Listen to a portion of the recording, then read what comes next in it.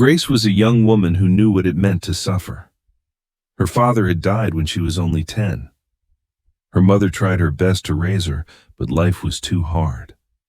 By the time Grace turned 19, she had no one left to call family. She left her small village and came to the city, searching for a way to survive. She got a job as a cleaner in a private hospital. Every morning she wore her old uniform and carried her mop and bucket, sweeping and scrubbing while others passed by without noticing her. Some nurses looked down on her, others laughed at her, but Grace swallowed her pain and kept working.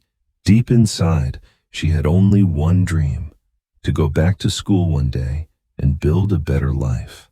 But at that moment, she was just a poor cleaner that nobody respected.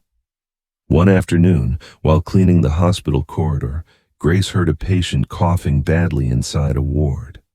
The nurses on duty ignored the old man because he had no money to pay his bills. Grace couldn't watch him suffer. She ran to the ward, gave him water, and supported his head until he calmed down. What Grace didn't know was that someone was watching. Dr. Daniel, a young man in his early 30s, stood at the door. He was tall, handsome, and confident. He was not just any doctor. Daniel was the son of a powerful politician and the owner of the hospital. He had inherited it from his late father, but unlike most rich men, he had chosen to work there every day. Daniel watched silently as Grace, the poor cleaner, cared for the patient with so much love. Later that day, he saw her again in the corridor. "Thank you for helping that patient," Daniel said softly. Grace looked around to be sure he was talking to her. "Oh, it was nothing, sir. I only did what I could." Daniel smiled.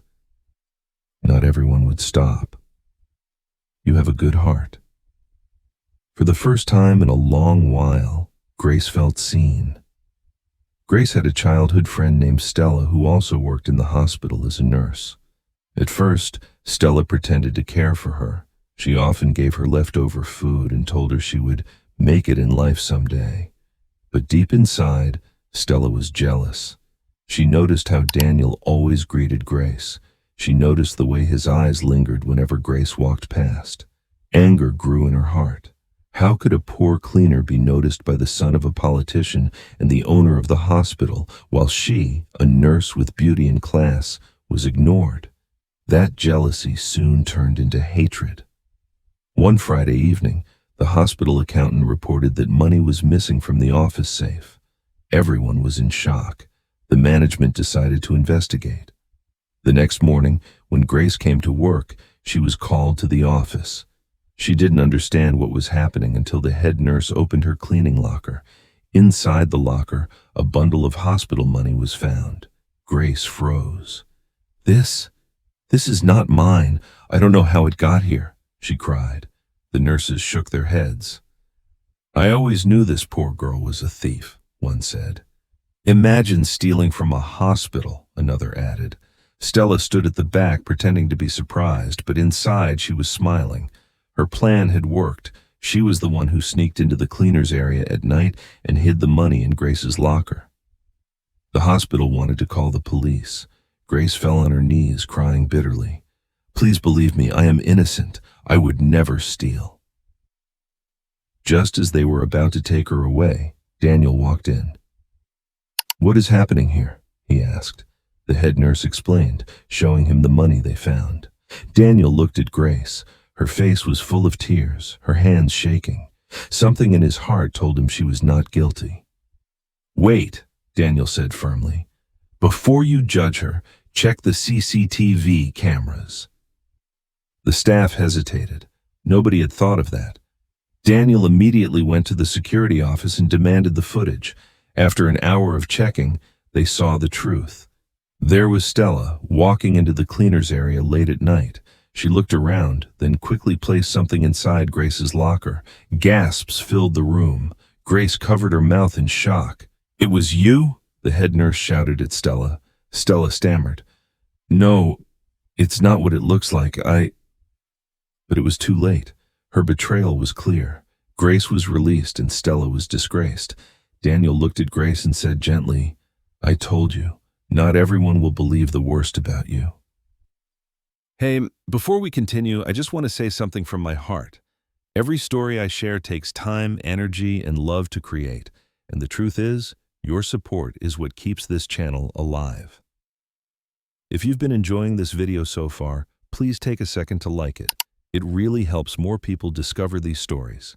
And if you want to stay with me on this journey, don't forget to subscribe and turn on the notification bell. Your one click means the world to me. Thank you for being part of this family. After that day, Daniel became even closer to Grace.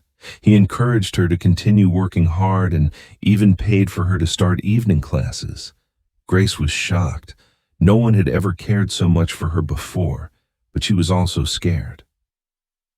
She knew Daniel was from a wealthy, powerful family. He was the son of a politician, the owner of the hospital, and she was only a poor cleaner. Could anything good really come out of their friendship? One evening, after class, Daniel walked her home. "Grace," he said softly, "don't ever think you're less than others. You're special." Grace lowered her eyes. "Doctor, I'm just a poor girl." "You deserve someone better." Daniel stopped and looked at her. "What if I tell you that you are the one I want?" Grace's heart beat fast, but she had no answer. Not long after, Grace discovered something shocking. Her late father once worked for Daniel's father many years ago. When her father died, the family was left with nothing because his benefits were taken away unfairly. When Daniel's mother found out that her son was close to Grace, she was furious.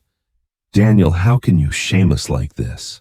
She is the daughter of a poor man who once worked for us. She is not your class." But Daniel replied firmly, "Mother, I love her." And nothing will change that Grace overheard the argument and cried silently.